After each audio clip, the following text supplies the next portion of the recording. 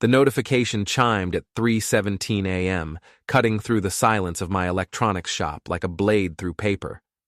I'd been hunched over a busted television for 3 hours, trying to coax life back into circuits that had given up hope. The glow from my phone screen made me squint as I read the message from the Find My Device app I'd forgotten existed. Marta's iPhone located at 1247 Lakeshore Drive. I set down my soldering iron and rubbed my eyes. Marta was supposed to be at the agency, pulling another all-nighter for the Henderson account. At least that's what she'd told me when she kissed my cheek with those perfectly glossed lips and whispered, "Don't wait up, honey." 25 years of marriage teaches you things, like how your wife's voice changes when she's lying, how her smile becomes just a fraction too wide, how she starts wearing perfume to late-night meetings that never used to require anything more than coffee breath and determination. I pulled up the map on my phone. Lakeshore Drive. The fancy part of town where the houses have names instead of numbers and the driveways cost more than most people's cars. What the hell was Marta doing there at 3 a.m? My reflection stared back at me from the darkened shop window, 50 years old, graying at the temples, wearing a flannel shirt with more holes than fabric. Not exactly the image of success Marta had married, back when we were both young and stupid enough to believe love conquered all. The smart thing would be to go home. Crawl into our king-sized bed and pretend I never saw that notification. But smart had never been my strong suit. Stubborn curiosity, on the other hand, was practically my middle name. I grabbed my jacket and keys, locked up the shop, and started my truck. The engine coughed to life like an old man with pneumonia, but it ran, just like everything else in my world. Beaten up, overlooked, but still functional when it mattered. The streets were empty except for a few delivery trucks and the occasional police cruiser. I knew every pothole and broken streetlight in this town. Grew up here, built my business here, watched it slowly decay as the factories closed and the young people moved away. Only the rich neighborhoods seemed immune to the rot, insulated by money and willful ignorance. Lakeshore Drive wound along the edge of Mirror Lake, lined with mansions that looked like something out of a magazine. I found 1247 easily enough, a modern monstrosity of glass and steel that probably cost more than I'd make in 10 lifetimes. And there, parked in the circular driveway like she belonged there, was Marta's silver BMW. I pulled over behind a cluster of trees and turned off my headlights. Through the floor-to-ceiling windows, I could see movement. 2 figures on a white leather couch. The woman had dark hair like my wife. The man was younger, broader in the shoulders, wearing an expensive shirt that probably cost more than my monthly rent. Before we dive deeper into this story, I have one small request.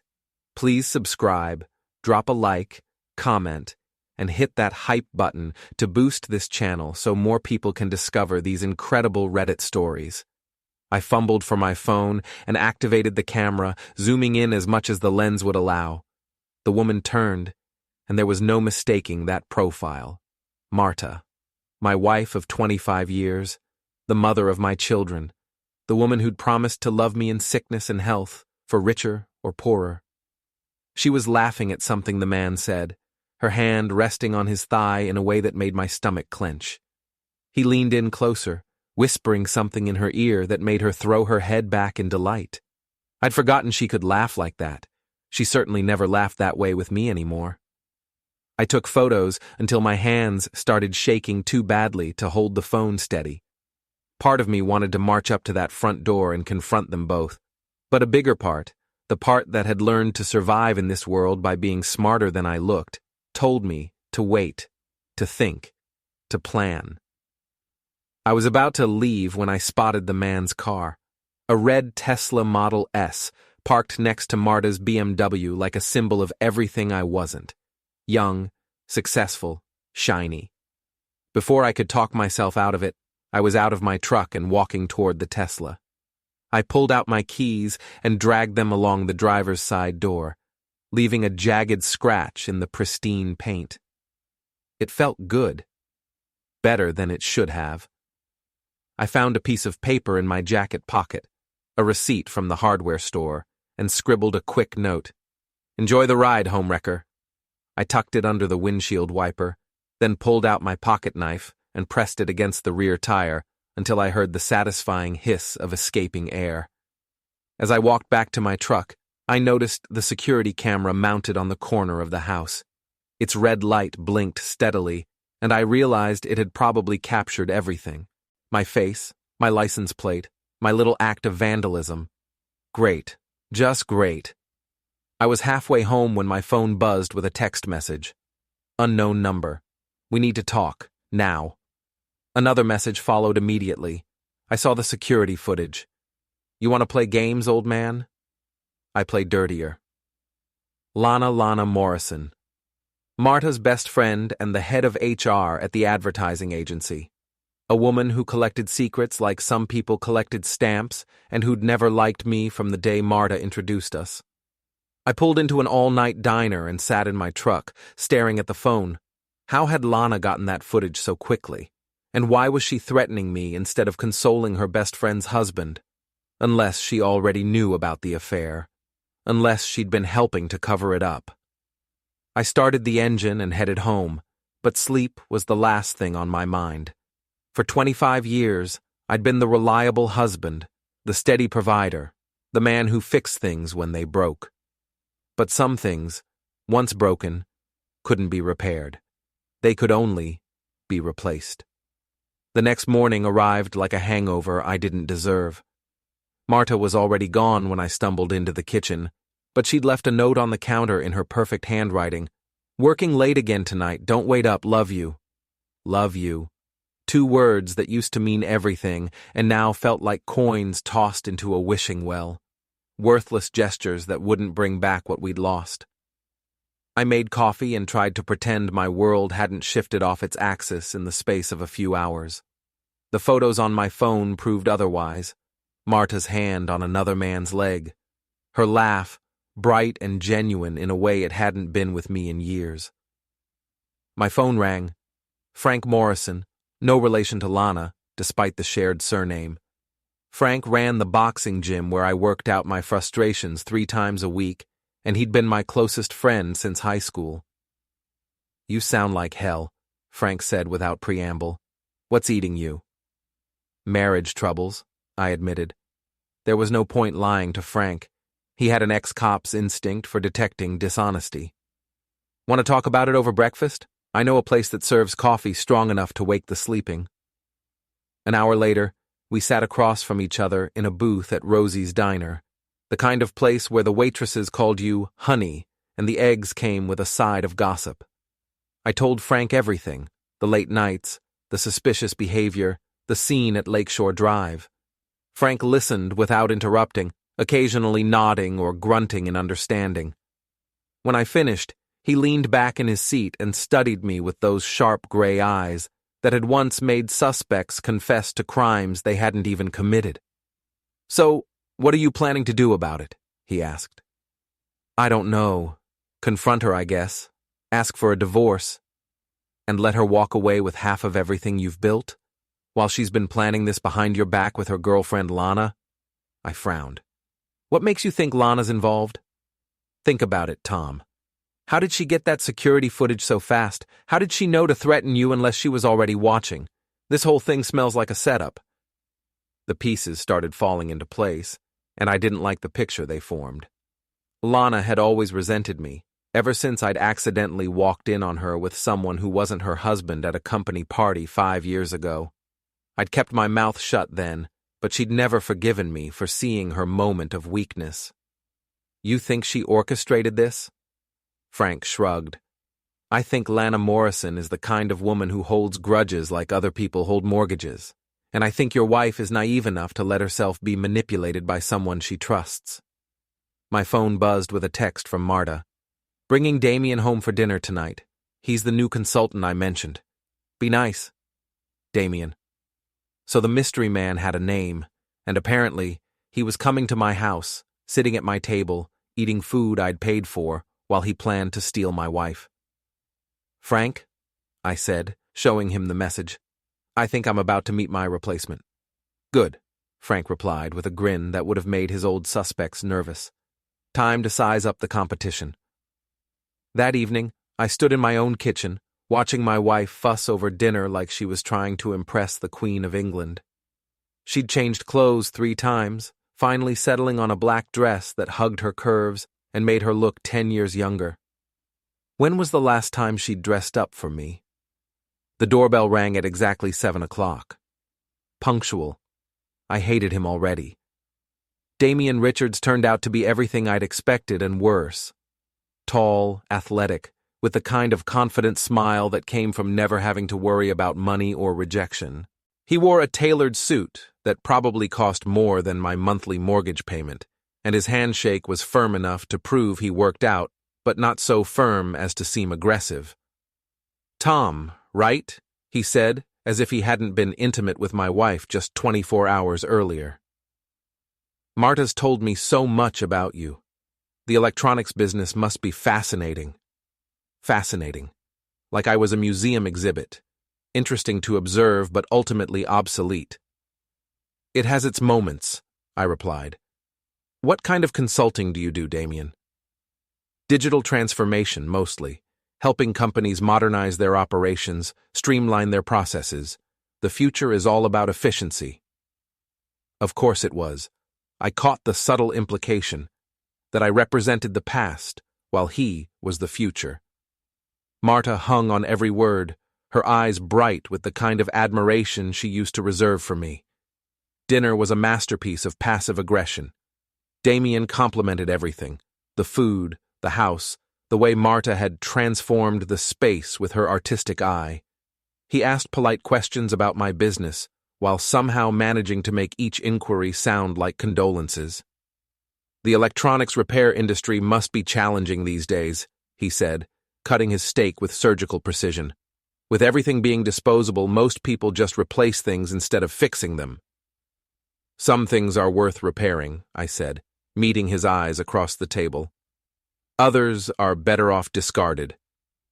Marta laughed nervously and changed the subject to their latest project at the agency. I watched them talk, noting the way they leaned toward each other, how their conversations flowed with the ease of intimacy. They'd probably been working together for months, building their relationship one late night at a time. After dinner, Damien excused himself to take a phone call, stepping onto our back deck. Through the sliding glass door, I could see him pacing, gesturing animatedly at whoever was on the other end. "He's wonderful, isn't he?" Marta said, loading dishes into the dishwasher with unusual enthusiasm. "He's something," I agreed. "Tom, I hope you'll make an effort to be friendly. Damien's been such a help at work, and I'd like us all to get along." I'd like us all to get along. As if we were characters in some twisted sitcom where the husband was supposed to smile and wave while his wife's lover ate at his table. "Of course," I said. "We're all adults here." When Damien returned, his expression was troubled. "I'm sorry, but I need to cut this short. There's been an issue with one of my clients." Marta's face fell with disappointment that would have been comical if it weren't so painful to watch. "Oh no. Is there anything I can do to help?" "Actually, yes. Could you drive me back to get my car? I took a rideshare here, and with this emergency—" "Of course." Marta was already reaching for her keys. "Tom, we'll be back in an hour or so." An hour. To drive 20 minutes to the office and back. Either they were planning to take the scenic route, or they had other stops in mind. I watched them leave together, Marta's BMW disappearing into the night like a silver bullet aimed at what was left of my marriage. Then I went to my computer and started researching everything I could find about Damien Richards. What I discovered made my evening even worse. Harvard MBA, former consultant at McKinsey, current owner of a digital marketing firm that specialized in reputation management and crisis communications.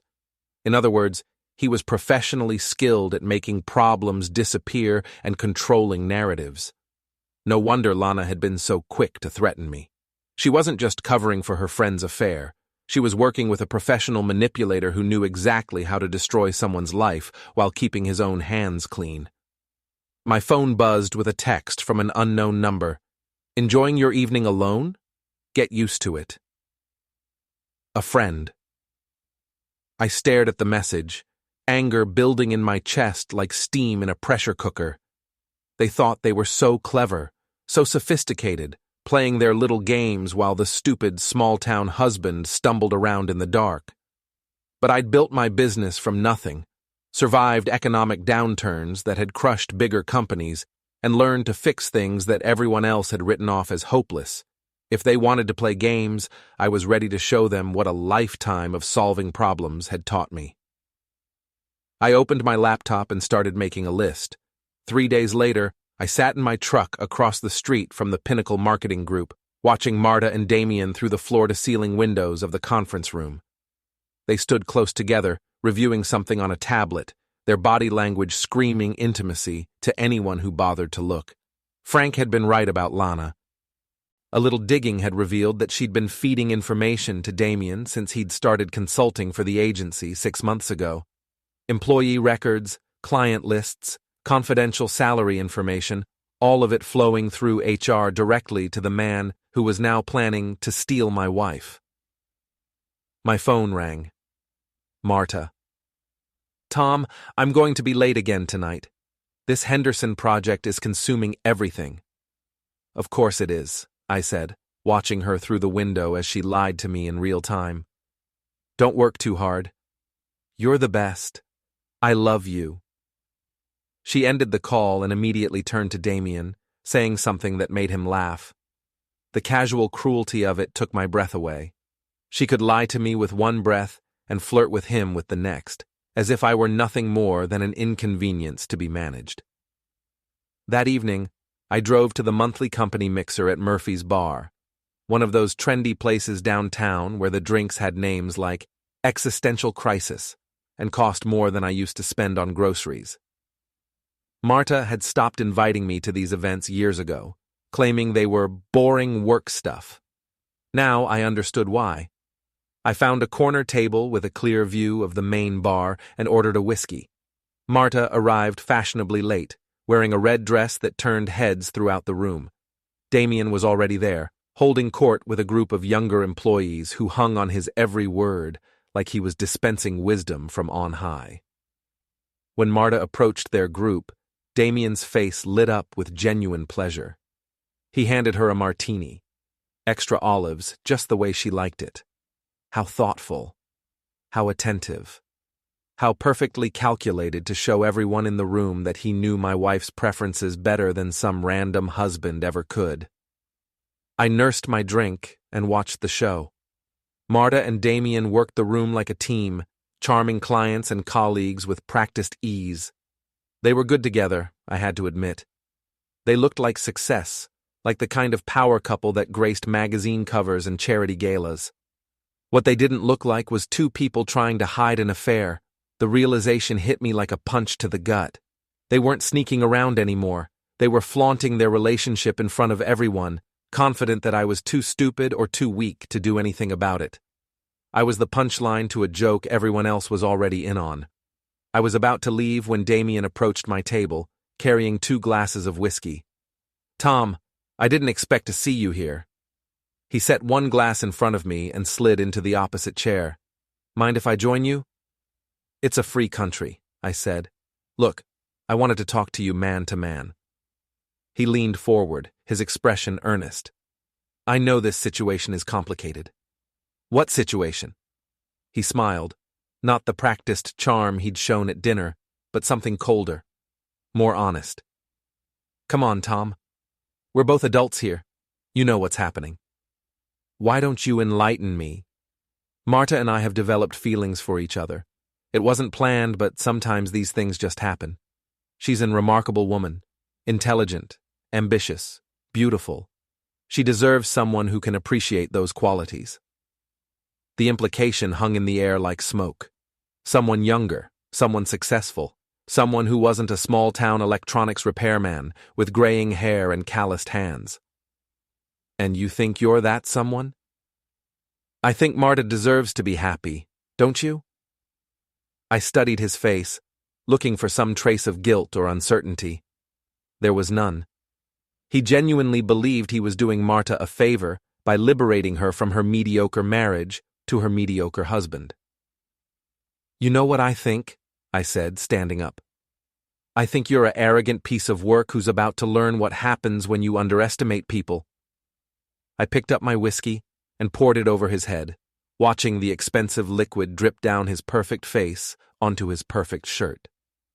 The bar went quiet, conversation stopping mid-sentence as everyone turned to stare. Damien shot to his feet, whiskey dripping from his hair. "You crazy!" I shoved him backward into the table behind him, sending glasses crashing to the floor. He stumbled but didn't fall, his face flushing with anger and embarrassment. "Tom, stop!" Marta appeared at my elbow, her face pale with shock. "What are you doing?"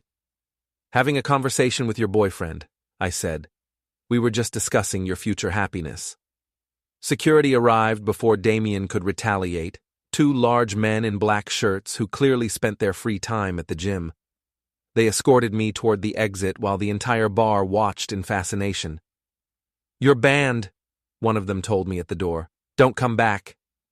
"Wouldn't dream of it," I replied. I drove home through empty streets, adrenaline still coursing through my veins. It had felt good to wipe that smug expression off Damien's face, even if it had only lasted a few seconds. But I knew I'd made a mistake. Now they could paint me as the unstable, jealous husband who couldn't control his temper. My phone was buzzing with messages when I got home. 3 from Marta, 2 from numbers I didn't recognize, and 1 from Lana Morrison. Lana's message was simple. "You just made this so much easier. Thanks." I deleted all the messages without reading them and poured myself another whiskey. Through the kitchen window, I could see the lights of the city spreading out below like stars fallen to earth. Somewhere out there, Marta was probably consoling Damien, apologizing for her husband's behavior, promising that it wouldn't happen again. She was right about that last part, at least. It wouldn't happen again. Because next time, I was going to be smarter. The transformation didn't happen overnight. It took 2 weeks of careful planning, patient research, and the kind of methodical preparation that had made my business successful, despite every economic headwind this town could throw at it.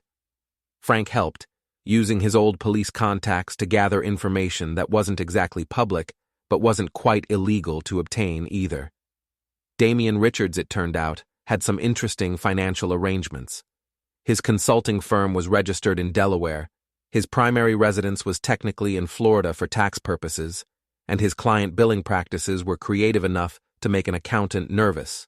Not fraudulent, necessarily, just aggressive enough to cause problems if the right people started asking the right questions. I also discovered that Marta had been busier than I'd realized. 3 new credit cards in her name, a personal loan secured against her salary, and a series of cash advances that suggested she was funding something she didn't want me to know about. Probably a nest egg for her new life with Damien. The beauty of being married to someone for 25 years is that you know all their passwords, their social security number, their mother's maiden name, and every other piece of information needed to access their digital life. Marta had always been trusting that way. Too trusting. I started small. A call to the credit card companies, explaining that my wife had been acting strangely, and I was concerned about potential identity theft. Could they please freeze her accounts temporarily while we sorted things out? Of course they could. They were very understanding about these delicate family situations. Next, I contacted her loan officer. As her husband, I had some concerns about her ability to make the payments, given some recent changes in our household income. Perhaps they should review the terms? They appreciated my honesty and agreed to reassess the risk factors.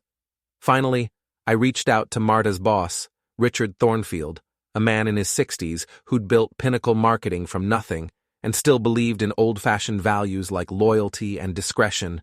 We'd met several times at company functions, and he'd always seemed to like me. "Tom," Richard's voice boomed through the phone. "How are you, my friend?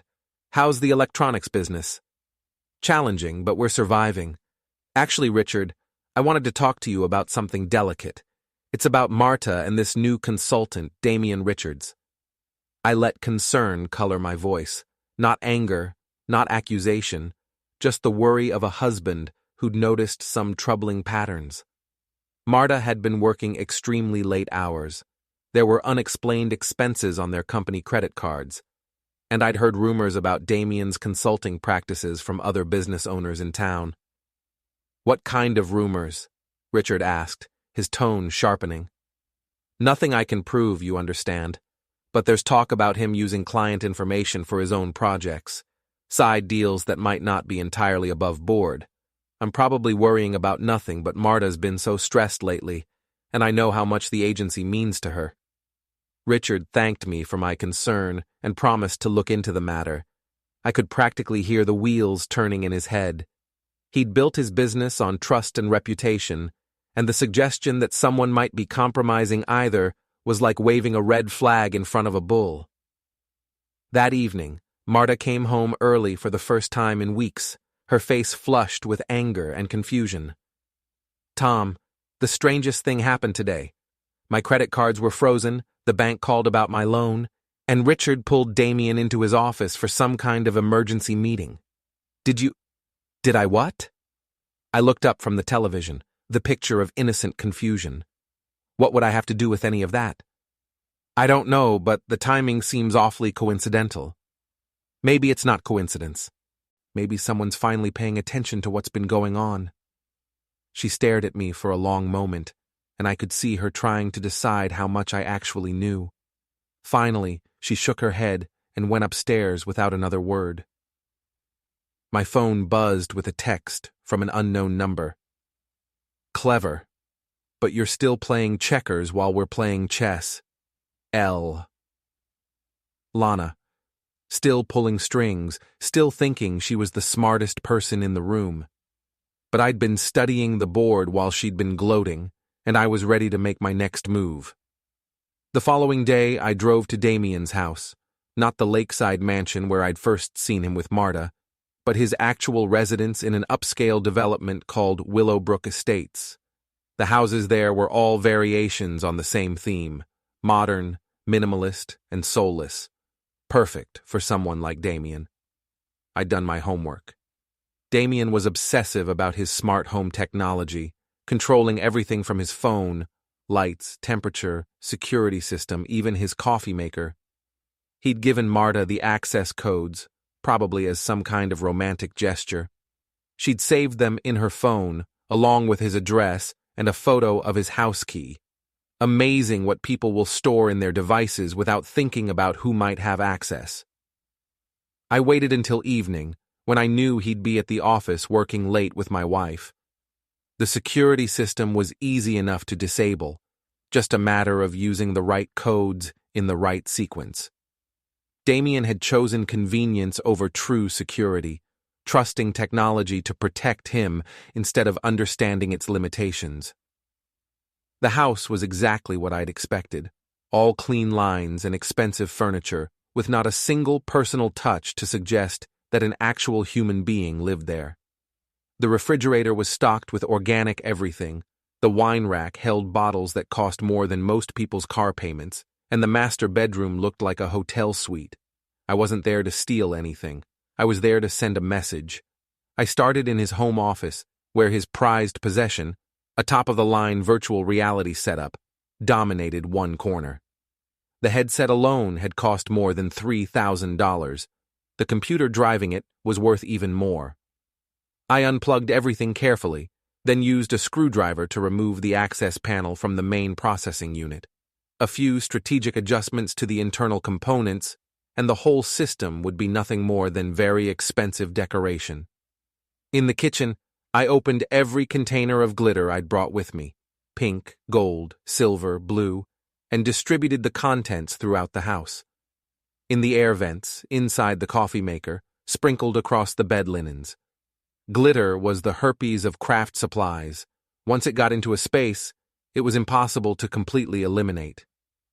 Finally, I went to the master bathroom and used lipstick, Marta's favorite shade, which I'd borrowed from her purse, to write a message on the mirror. "Try cleaning up a million regrets, asshole." I was almost finished when I heard a car door slam in the driveway. Through the front window, I could see Lana Morrison walking toward the house, her face set in determined lines. She had a key. Of course she did. She was probably the one who'd suggested Damien give Marta access in the first place. Another step in their carefully orchestrated plan to destroy my marriage. I slipped out the back door just as she was entering through the front, my heart pounding with adrenaline and something that might have been excitement. For the first time in months, I felt alive. My phone was ringing when I got back to my truck. Lana. "You think you're so clever," she said without preamble. "Breaking into houses, playing your little games. But you have no idea what you're dealing with. Enlighten me." "I've been planning this for 5 years, Tom. 5 years of waiting for the perfect opportunity to make you pay for what you did to me. Did you really think I'd forgotten about that night at the Christmas party? About how you humiliated me?" The Christmas party. 5 years ago, when I'd walked into the wrong office and found Lana with someone who definitely wasn't her husband. She'd begged me not to say anything, and I'd kept my word. But apparently, my silence hadn't been enough to satisfy her wounded pride. "I kept your secret," I said. "You saw me at my weakest moment and held it over me like a sword. Do you have any idea what that felt like? Living in fear that you might decide to destroy my marriage whenever you felt like it? I never threatened you. You didn't have to. Your knowledge was threat enough. So I decided to take away your power by destroying what you cared about most, your perfect little marriage to your perfect little wife." The pieces clicked into place with sickening clarity. Lana hadn't just enabled Marta's affair, she'd engineered it.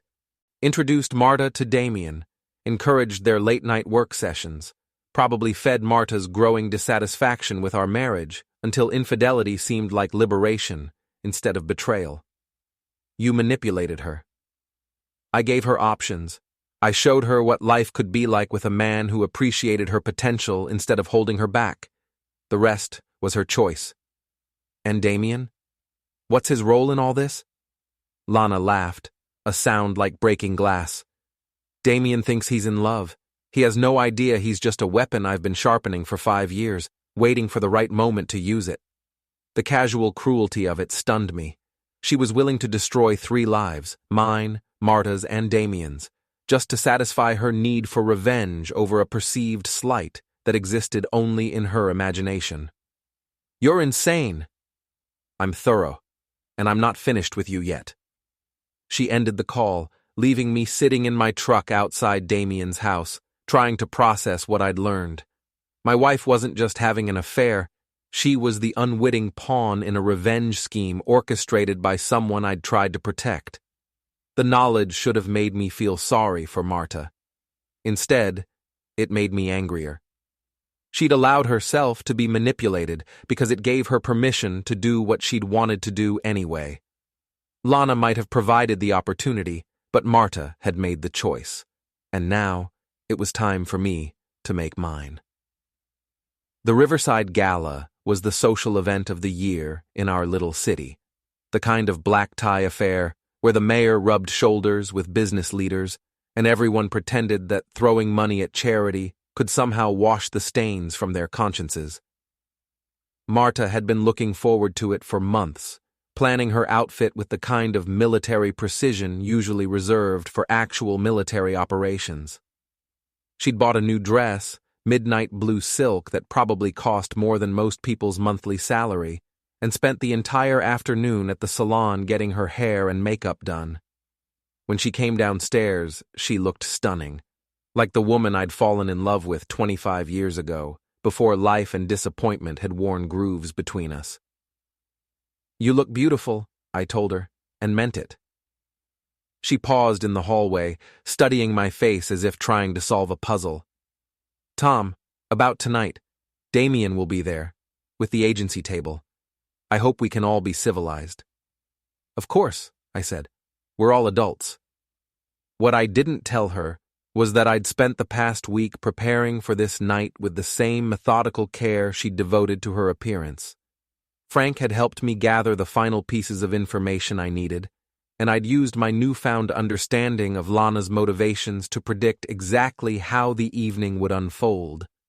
The Riverside Hotel ballroom was decorated in gold and white, with round tables surrounding a small stage where local dignitaries would make speeches about community service and shared values. I found our assigned table, number 12, toward the back of the room, and settled in to wait.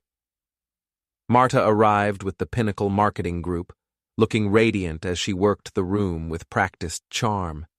Damien was at her side, playing the role of successful consultant to perfection in his tailored tuxedo. They made a striking couple, drawing admiring glances from everyone they encountered.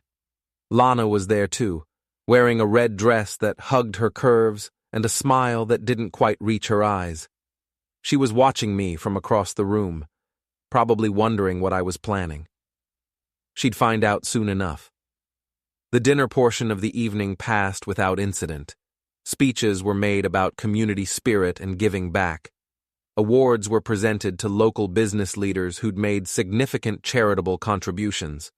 I applauded at the appropriate moments and made small talk with the other people at my table, playing the role of supportive husband, while my real attention focused on the Pinnacle marketing table. Marta and Damien weren't even trying to hide their relationship anymore. He had his hand on her back when they walked to the bar. She laughed at his jokes with genuine delight. They leaned close together during conversations, their body language screaming intimacy to anyone who bothered to notice. And everyone was noticing. I could see the whispered conversations, the meaningful glances, the barely concealed speculation about when Marta would finally leave her husband for her younger, more successful lover. When the formal program ended and the dancing began, I made my move. The hotel's sound system was controlled from a small booth near the stage, manned by a single technician who looked like he'd rather be anywhere else. I'd done some work for the hotel's manager a few months earlier, fixing their antiquated security cameras, and I'd made note of their other systems at the time. "Excuse me," I said to the technician, showing him my business card. "I'm Tom Bradley, Bradley Electronics. The manager asked me to check on some feedback issues with the microphone system." He looked confused but stepped aside. "I haven't noticed any problems. Probably intermittent. Mind if I take a quick look?" It took less than 2 minutes to connect my phone to the sound system and upload the files I'd prepared. Audio recordings, carefully edited for maximum impact. Conversations between Marta and Damien that I'd captured using the voice recording app on her phone, another piece of technology she'd never bothered to secure properly. I returned to my table just as the current song was ending. Perfect timing. "Ladies and gentlemen," I said into the wireless microphone I'd borrowed from the booth, my voice echoing through the ballroom. "I hope you're all having a wonderful evening. I know I am." The room fell quiet, hundreds of faces turning toward me with expressions ranging from confusion to curiosity. At the Pinnacle marketing table, Marta's face had gone pale, while Damien was starting to rise from his chair. "My name is Tom Bradley, and I've been married to the beautiful Marta Bradley for 25 years. She's sitting right over there at table 6, looking absolutely stunning in that blue dress." A spotlight found Marta, who was now frozen in her chair like a deer caught in headlights. Nervous laughter rippled through the crowd. 25 years is a long time," I continued. "Long enough to really get to know someone. Long enough to learn all their secrets, their passwords, their favorite places to meet their lovers." The laughter died. You could have heard a pin drop in the sudden silence. "For example, did you know that my wife has been having an affair with Damien Richards, the handsome gentleman sitting next to her? Oh, don't look so shocked, folks. Half of you have been gossiping about it for months." Damien was on his feet now, moving toward the stage. Hotel security was also converging on my location, but I'd timed this carefully. I had maybe 60 seconds before they reached me. "But here's the really interesting part," I said, pressing play on my phone. "The affair itself was orchestrated by Lana Morrison, Marta's best friend and the head of HR at Pinnacle Marketing. Don't believe me? Let's listen to what they really think about all of you. Marta's voice filled the ballroom, crystal clear through the hotel's expensive sound system. These people are so pathetic, Damien. They think their little charity donations make them important, but they're just small-town nobodies playing dress-up. Damien's voice followed. At least we won't have to deal with them much longer. Once we're in Chicago, we can forget this place ever existed. More recordings followed in rapid succession. Marta laughing about her stupid husband and his pathetic little business. Damien making crude comments about several prominent women in the room. Lana explaining how she'd manipulated the entire situation as revenge against me, with casual disregard for everyone else who might be hurt in the process.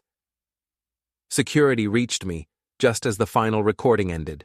Marta and Damien in an intimate moment, her voice breathy with passion as she told him exactly what she wanted to do to him when they got back to his place. That's enough, the security chief said, reaching for the microphone. I handed it over willingly. I think you're right. I believe I've said everything I needed to say. The ballroom was in chaos. People were shouting, pointing, demanding explanations. At table 6, Marta was sobbing into her hands while Damien tried to comfort her. Lana had disappeared entirely, probably slipping out through a service exit. Several prominent businessmen were advancing on the pinnacle marketing table with expressions that promised very uncomfortable conversations about current and future contracts. Richard Thornfield looked like he was having a heart attack. I walked calmly toward the exit, nodding to people I knew as if I'd just given a speech about the weather, instead of detonating a social nuclear bomb in the middle of their elegant evening. Tom? Marta's voice cut through the chaos. She was running after me, her face streaked with tears and ruined makeup. Tom, wait! I stopped and turned to face her. Up close, she looked fragile and broken, like a beautiful vase that had been dropped on concrete. How could you do this to me? She whispered. In front of everyone we know? I didn't do anything to you, Marta. I just let everyone hear who you really are. Those recordings, how did you get them? The same way I got your passwords, your financial information, and access to all your secret plans. You trusted me. Unfortunately, I can't say the same about you. Damien appeared at her side, his face flushed with anger and embarrassment. You're pathetic, he snarled, a bitter old man who can't accept that he's lost. I looked at him for a long moment, then smiled. You know what's funny, Damien? You actually think you won something. But you're just Lana's puppet, dancing to her tune because she needed a weapon to use against me. She played you as thoroughly as she played Marta, and you were too arrogant to see it. His confidence wavered slightly. What are you talking about? Ask Lana. Oh wait, you can't. She's probably halfway to the airport by now, leaving you to clean up the mess she created. I turned back to Marta one last time. 25 years, I said. I thought that meant something. I guess I was wrong. Then I walked away, leaving them standing in the wreckage of their carefully constructed deception. Outside, the night air was crisp and clean, carrying the scent of approaching winter. I lit a cigarette, a habit I'd given up years ago but somehow seemed appropriate for the occasion, and watched police cars speed past toward the hotel. Someone would have called them about the disturbance. There would be questions, probably charges for trespassing or disturbing the peace. But I'd been careful not to break any serious laws. Everything I'd done was technically legal, if morally questionable. My phone buzzed with messages, reporters wanting statements, friends demanding explanations, lawyers offering their services. I deleted them all without reading them and started walking toward my truck. Behind me, the Riverside Hotel blazed with light, its windows filled with the silhouettes of people trying to make sense of what they'd witnessed. Tomorrow, the story would be all over town. By next week, it would be forgotten, replaced by some new scandal or tragedy. But tonight, for the first time in months, I felt like myself again. Not the victim, not the fool, not the man who'd been too blind to see what was happening in his own marriage. Just Tom Bradley, electronics repairman and problem solver. I'd fixed a lot of broken things in my life. Tonight, I'd finally fixed the most important one: myself.